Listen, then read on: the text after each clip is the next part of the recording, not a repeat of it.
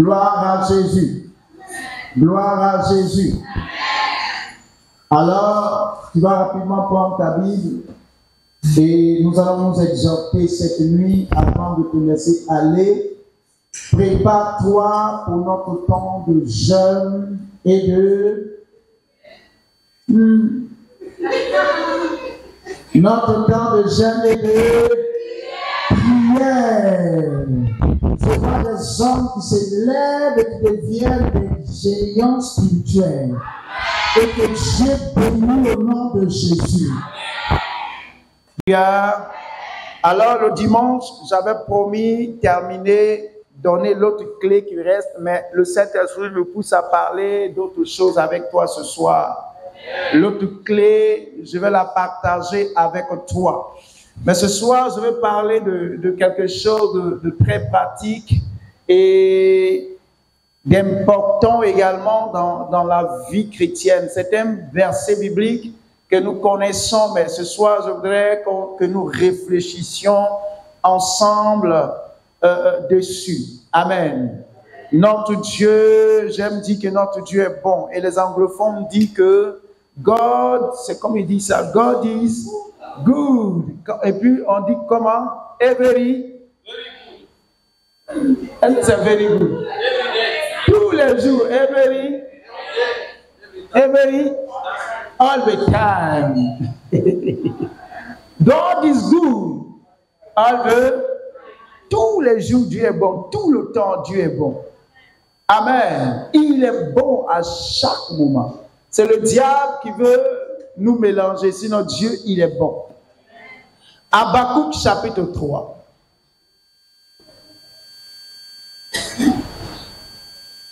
Habakkuk chapitre 3, 18 et 19. Habakkuk, c'est un nom qu'on ne donne même pas à nos enfants. Hein? Si c'est un garçon, il s'appelle Habakkuk. Si c'est une fille, Habakkouka. Habakkouka. Ou bien, voilà. On nomme pas. Hein? Alléluia. Alors qu'il y a une des prophéties de ce prophète-là que nous chantons tous les jours. Tous les jours.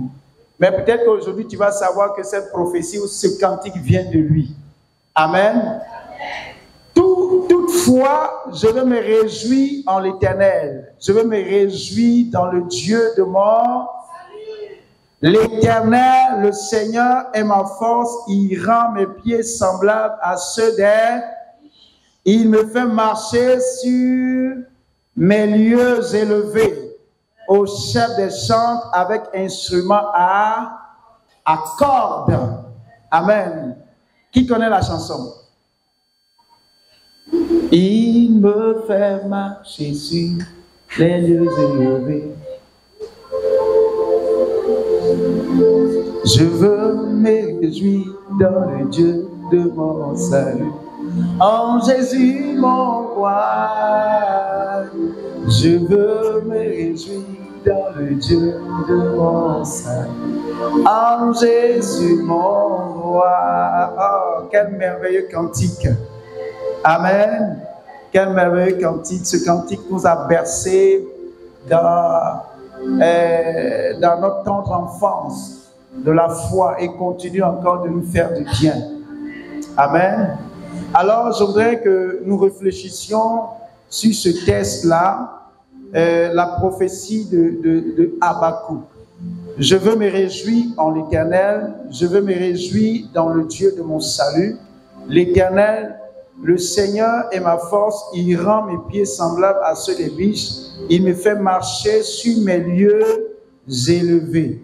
Dieu a préparé des lieux élevés. Dieu a préparé des lieux élevés pour toi.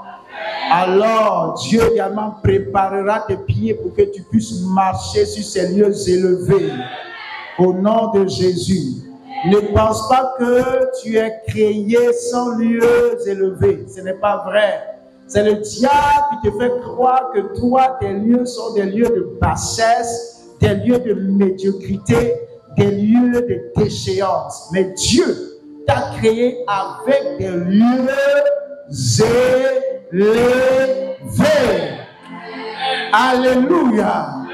Des lieux élevés. Quand nous chantons, nous disons, il me fait marcher sur des lieux. Non, c'est sur mes lieux. Mes lieux élevés. Ce sont mes lieux. Ce ne sont pas les lieux, mais mes lieux. Car Dieu a préparé mes bénédictions. Dieu a préparé mon élévation. Et il conduit mes pas vers ou dans ces élévations. Amen. Et lorsque nous sommes dans nos lieux élevés, nous ne pouvons que exploser de joie, exploser de reconnaissance et d'action de grâce. Que quelqu'un dise action de grâce. Action de grâce. Pendant cette semaine, j'ai réfléchi un peu où le Saint-Esprit m'entretenait sur le fait que la Bible dise « Réjouissez-vous ». Je vous le répète, réjouissez-vous dans le Seigneur. Et lorsque nous parlons du Saint-Esprit, c'est que la réjouissance n'est pas loin. Quand nous parlons du Saint-Esprit, le Saint-Esprit est le procréateur. Le Saint-Esprit est celui-là qui fabrique la joie. C'est pourquoi vous verrez que dans le livre de Galates, la Bible, quand la Bible parle du fruit de l'Esprit, la joie vient en quelle position? Est-ce que c'est deuxième? Hein? Je vais vous chicoter. Vous ne connaissez même pas la position de la joie. Parmi le fruit de l'esprit. Qui va lire ça rapidement? Hein? Qui va lire ça rapidement? Je ne vous donne pas le passage. Vous-même trouvez le passage. Qui connaît le passage? Hein? Donc, quelqu'un se lève avec le passage, le verset et lit. Ok. Mais le fruit de l'esprit, oui, c'est l'amour, oui, la joie, oui, la paix, oui, la patience. Amen. Donc la joie vient en quelle position? Deuxième position. Tu peux acclamer le Seigneur pour ma merveilleuse femme. Amen. Oui. Quand tu désires quelque chose, tu dois savoir où elle se trouve. Et tu dois savoir quelle position. Vous savez, l'amour, c'est Christ. Et donc, après Christ, c'est la joie. Alléluia. Donc, lorsque nous parlons du Saint-Esprit, c'est-à-dire que la joie n'est pas loin. Les gens ne recherchent pas le Saint-Esprit parce qu'ils pensent que rechercher le Saint-Esprit, c'est pour prêcher l'évangile, c'est pour chasser les démons, c'est pour servir à l'église. Non. Le Saint-Esprit enfante la joie. La joie dans le cœur du croyant. Je vous assure que lorsque j'ai rencontré Jésus pour la première fois, waouh, la joie qui a explosé dans mon cœur est indescriptible. Personne ne pouvait, je ne pouvais pas expliquer. Mais je souriais au hasard. Je riais au hasard parce que mon cœur était dans la joie, où mon cœur est dans la joie. Lorsque nous rencontrons le Seigneur et que le Saint-Esprit, parce que vous savez, rencontrer, donner sa vie à Jésus, c'est une action également qui est produite par le Saint-Esprit. Et lorsque le Saint-Esprit vient, il produit la joie. Parce que l'amour du Père est répandu dans notre cœur, alors la joie se manifeste automatiquement. Tu n'as pas de travail, mais tu es dans la joie. Tu n'es pas marié, mais tu es dans la joie. Tu es persécuté, mais tu es dans la joie. C'est ça, l'action du Saint-Esprit.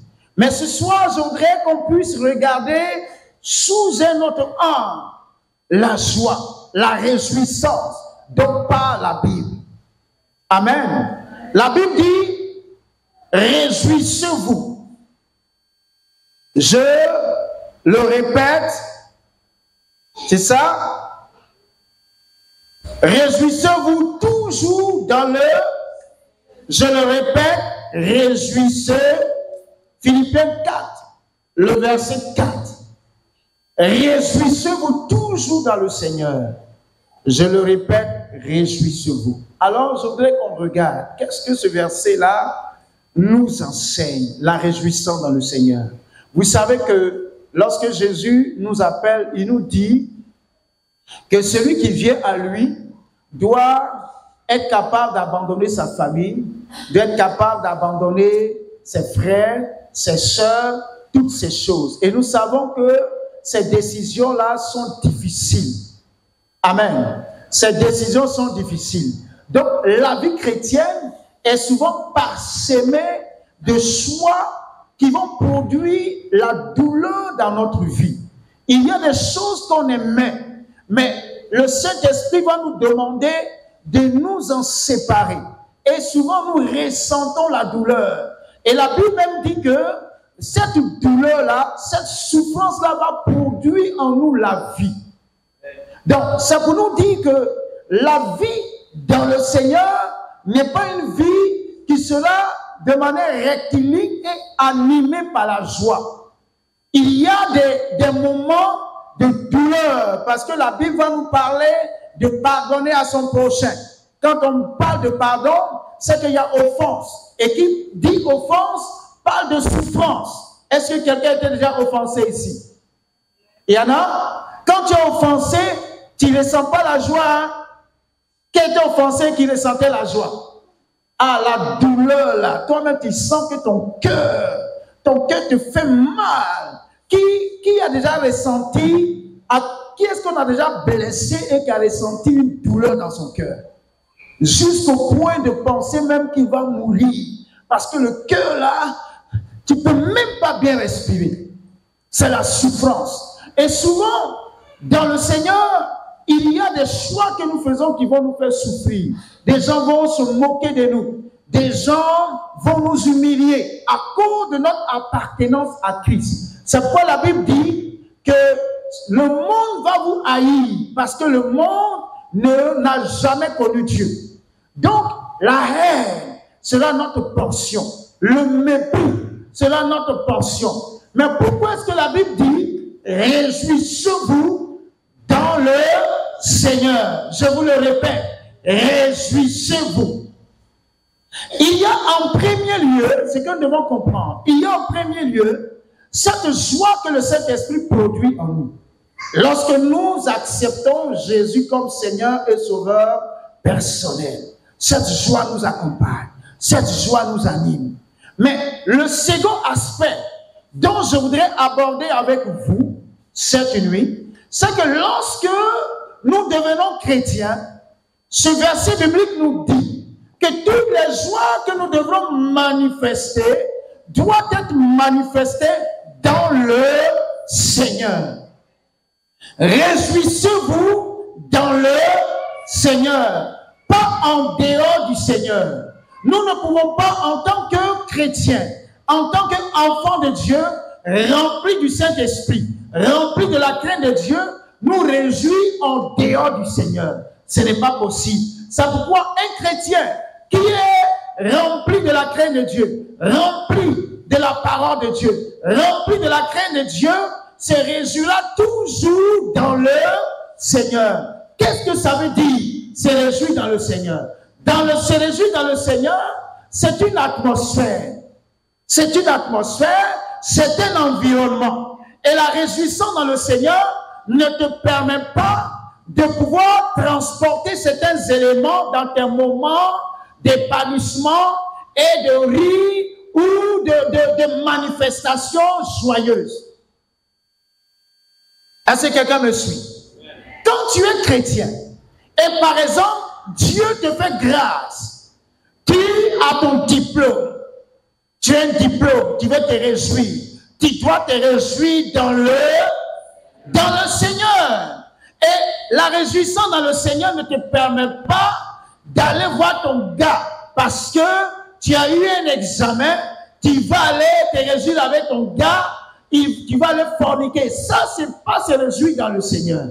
Se réjouir dans le Seigneur, c'est venir à l'église, prendre le micro et dire, je suis reconnaissant pour ce que le Seigneur a fait pour moi. J'ai eu mon diplôme et je rends grâce à Dieu. Tu peux danser au pas d'une musique chrétienne. Ça, c'est se réjouir dans le Seigneur.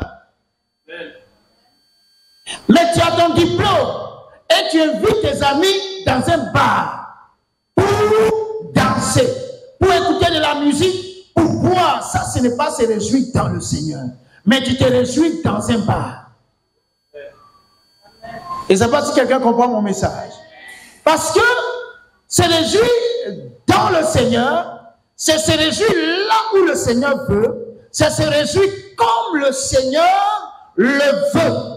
Pas en dehors de sa présence, pas en dehors de ses commandements, pas en dehors de ses prescriptions.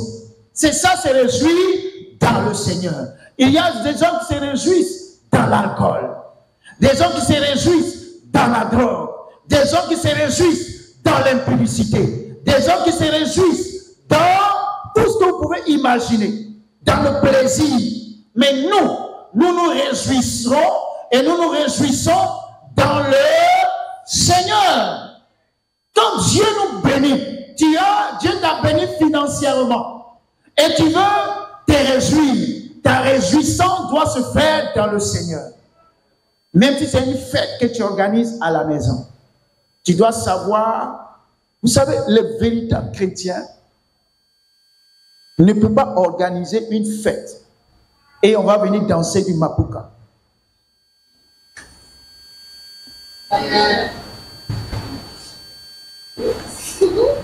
Tu n'es pas d'accord? Alléluia. Tu ne peux pas être un chrétien, vouloir organiser une fête dans le Seigneur et tu invites les danseurs de mapuka. Ça, c'est la réjouissance dans le mapuka, pas dans le Seigneur. La réjouissance dans le Seigneur voudrait qu'on soit là, en train de manger, en train même de danser, au son des cantiques qui louent le Seigneur.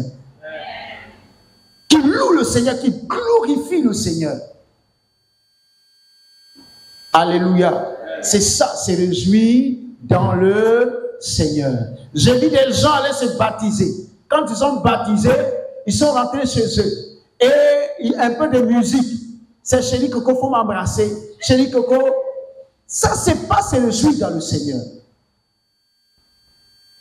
Chéri Coco, il faut m'appeler, ou bien c'est chéri Coco, fait quoi encore là? Ou bien, toi et moi ce soir, on va se tuer. Ça, ce n'est pas se réjouir dans le... Est-ce que tu me suis? Quand on est rempli du Seigneur, quand on est rempli du Saint-Esprit, on a obligation de se réjouir dans le... C'est pourquoi l'apôtre Paul dit, je le répète. Parce que nous, on pense que, c'est vrai, la Bible nous dit d'être joyeux, oui, mais il y a des situations là. Tu vas connaître la tristesse. Mais tout ça doit se faire dans le périmètre de notre Seigneur Jésus-Christ. Tu as reçu beaucoup d'argent. Réjouis-toi dans le Seigneur. Ton amen est faible. Tu as reçu beaucoup d'argent. Alors tu vas inviter les petites filles pour aller, je ne sais pas où, avec des gars. Vous allez maintenant danser. Ça, c'est pas se réjouir dans le Seigneur. Ça, c'est se réjouir dans la débauche et dans le désordre. Réjouissez-vous dans le Seigneur.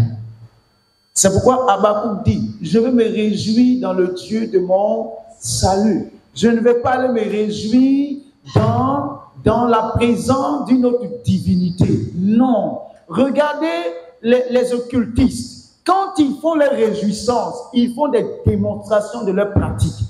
Regardez les cérémonies, les fêtes de masques. Mais ce sont les masques qui dansent. Ce sont des sacrifices qui sont faits.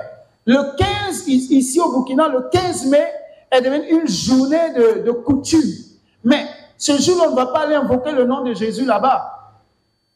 Les gens même sont fiers sur les réseaux sociaux. Ils sautent avec leur poulet. Pour dire, moi j'ai égorgé 3 poulets. J'ai égorgé 4 poulets. J'ai égorgé ceci, j'ai égorgé cela. Et ils sont fiers. Mais nous, quand nous voulons nous réjouir, nous permettons qu'il y ait un peu de comportement d'égorger de poulet.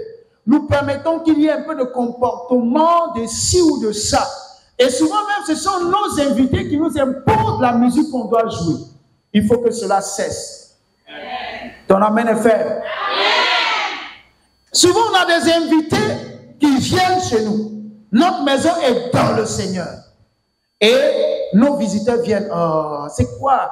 Tu regardes, c'est quoi? La loi, il faut enlever ça, il faut me mettre telle chose. Non. Tu dois dire non, ici c'est le Seigneur qui règne.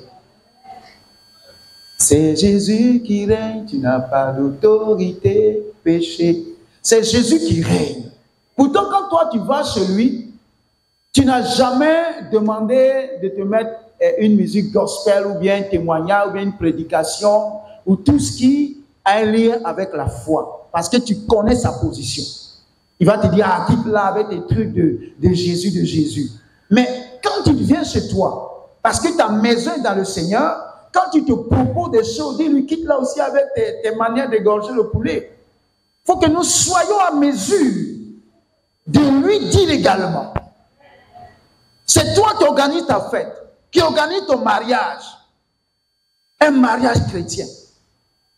Mais le mariage chrétien doit se faire dans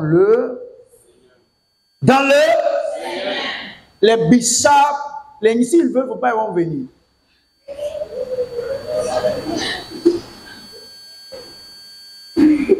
S'ils veulent là, qu'ils ne viennent pas. Non, est-ce qu'il y a un peu de bière?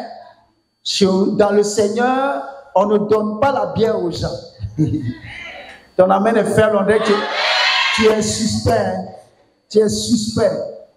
Hein? Est-ce qu'on va payer la machine qui permet de tester le taux d'alcoolisme dans le corps? Si je teste ça ce soir, je suis sûr que beaucoup seront positifs.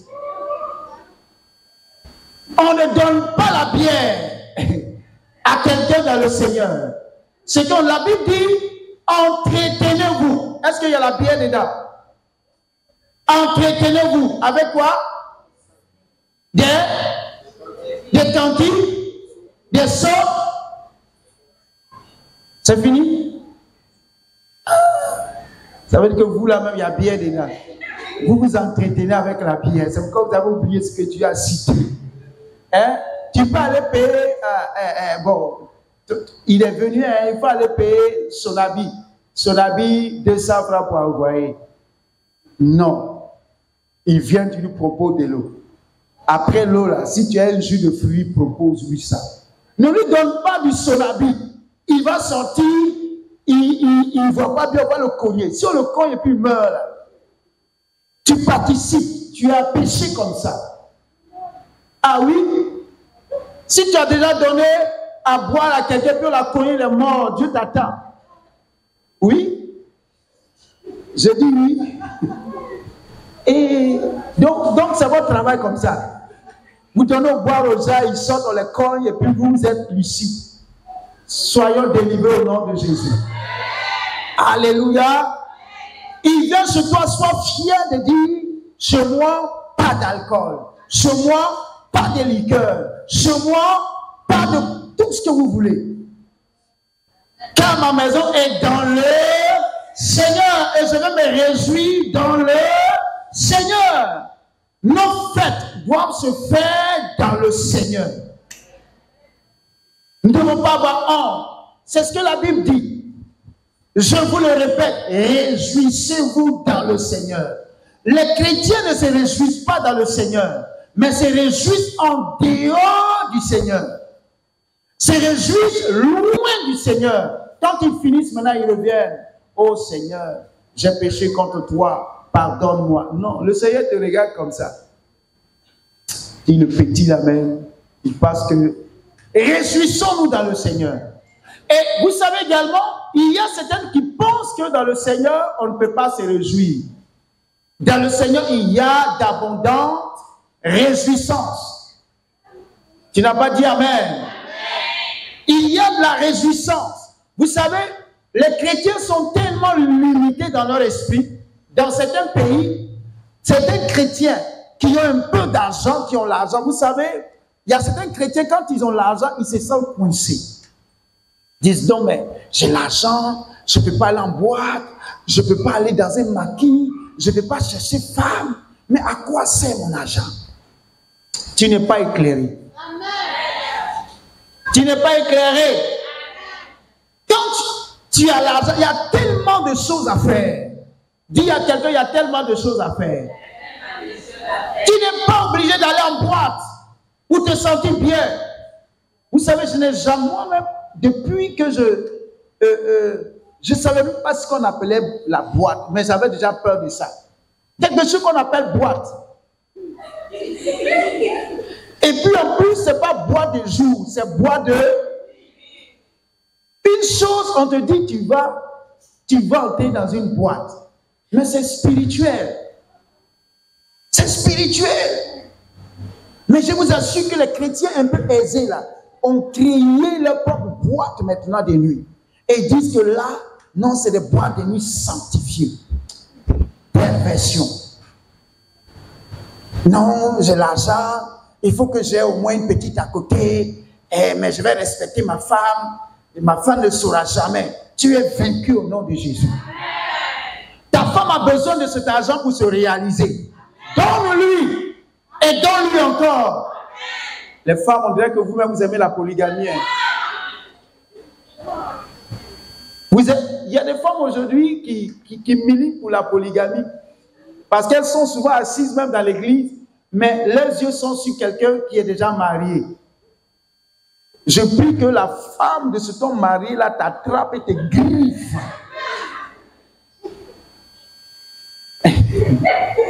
Jean-Jacques, j'attends ton amen. Qu'elle t'attrape et que Dieu ce jour-là donne la force de Samson à cette femme. Qu'elle te tabasse et qu'on vienne m'appeler. Et quand j'arrive, je dis, madame, tape encore. Ajoute encore. Ajoute. Amen. Ajoute encore. Donc si tu es là, enlève tes yeux sur tout homme marié. Enlève tes yeux. Ne va pas troubler une femme. Ne va pas troubler une femme quelque part. Si tu fais pleurer une femme dans un foyer, tu pleureras aussi. Je ne suis pas en train de te maudire, mais je te dis la vérité. De la manière tu te sens fraîche, tu te sens choco, tu te sens belle, ton temps va passer. Ton temps va... Une petite aussi va venir te faire. Celui qui tue par le paix périra par... Si tu as troublé une femme par ta beauté, la beauté également viendra te troubler. Peu importe, hein? Peut-être c'est ton teint, peut-être c'est ton postérieur, je ne sais pas. Une autre fille viendra avec plus de matériel que toi. Alléluia. Avec plus de matériel que toi. Et maintenant, tu vas commencer à dire, mon mari me trompe. Mon mari me trompe. Quel tromper? Ce n'est pas ton mari, c'est le mari de tout le monde. Tu es de passage, tu es en location. Tu es une locatrice. Et s'il y a un bon payeur, on te met de côté. Ah oui, ma fille. C'est comme ça. Gloire à Dieu. C'est pourquoi nous devons nous réjouir dans le Seigneur. Même si tu as des millions, les millions aujourd'hui même ne peuvent rien faire.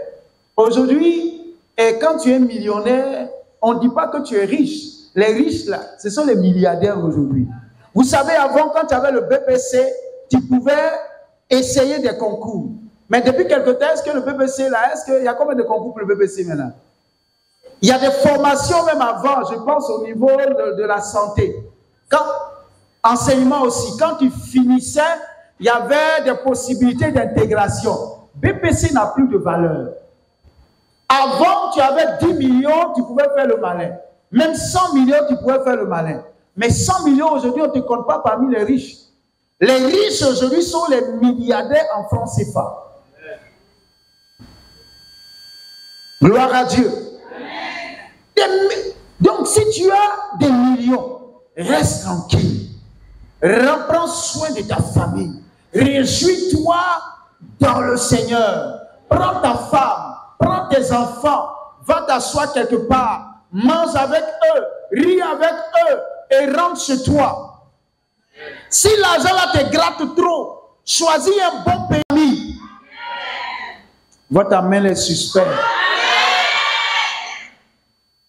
Va avec ta famille, fais découvrir à ta famille ce qu'il y a de merveilleux. Tu dépenses et puis tu reviens. Si après tu es fâché, tu dis non, on a pris le cas ou bien c'est à côté. Prends maintenant. La dernière fois, il y a un agent commercial d'une agence de voyage qui m'a approché avec leur plaquette. Cet agent de voyage organise des vacances dans une île quelque part. Et puis, dans plusieurs endroits, ça va de choisir. Il dit, Seigneur. Quand j'ai vu ça, il dit, oh Seigneur, permets-moi aussi d'amener ma femme un jour en vacances.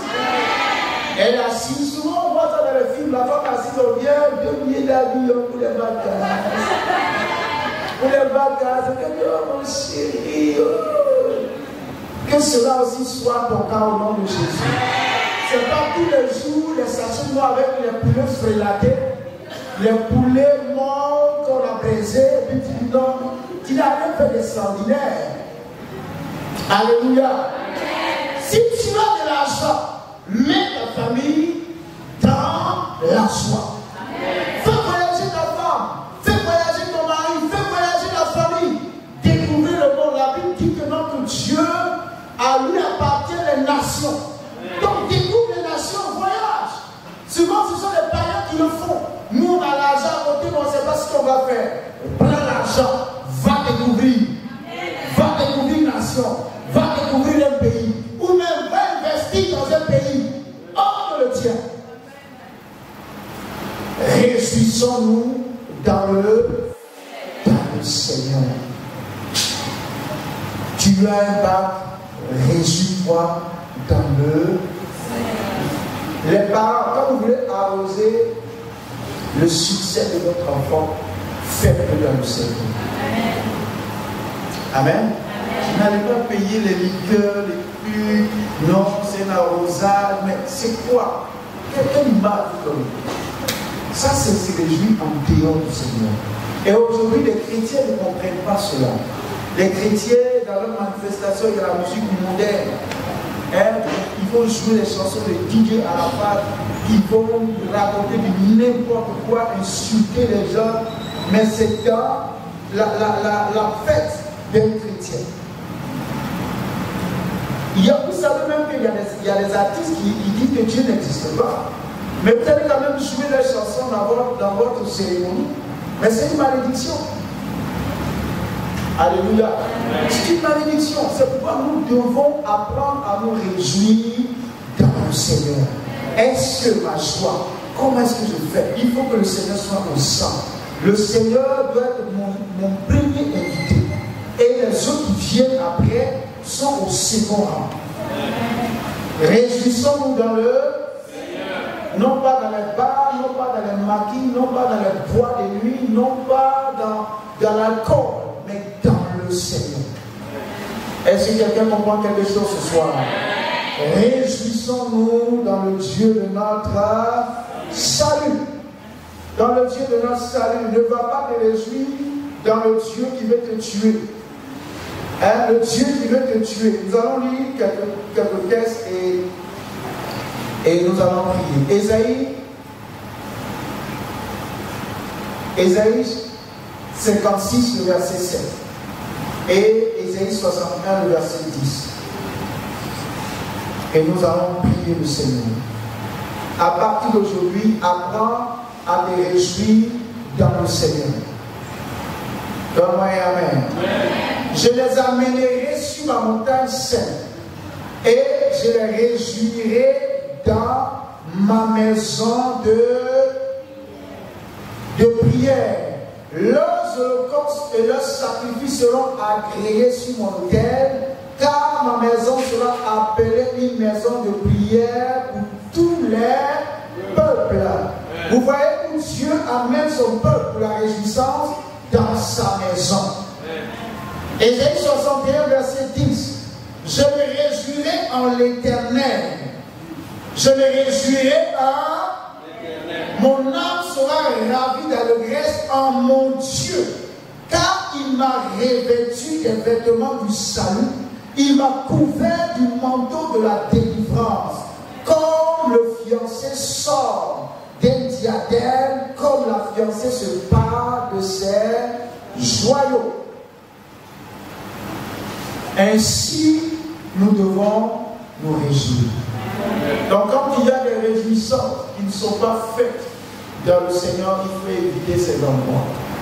Il y a des sœurs qui sont allées dans des réjouissances où le Seigneur n'est pas. On les a droguées, on a abusé d'elles. Vous avez déjà appris ça? On a abusé d'elles. On te drague, tu dis toi tu es chrétienne. Mais le fait là, tu ne laisses pas. Il y a des soirées privées ici à Ouagadougou. On demande à une fille de venir avec 2 autres filles. Quand j'ai appris ça, j'étais vraiment scandalisé. Donc on t'invite, tu dis non, moi je m'en vais, je ne vais pas boire. Tu ne sauras même pas comment ça va se passer. Dans ton fantasme. Tu ne sauras même pas comment ça va se passer. Le lendemain, tu vas te réveiller nu dans un lit quelque part. Et maintenant, tu vas dire, oh Seigneur, s'il te plaît, pardonne-moi. Quel pardonne? Oh, pardonne-moi.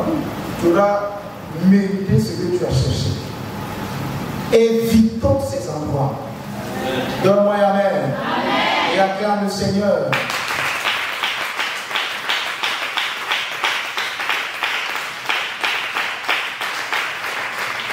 Je les amènerai sur ma montagne sainte et je les réjouirai dans ma maison de prière.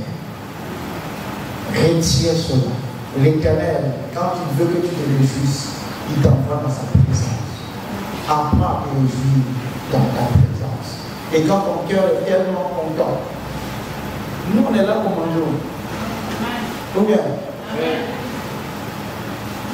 Tous les dimanches, fais-nous manger. Aujourd'hui, je dis merci à Dieu pour mon doigt.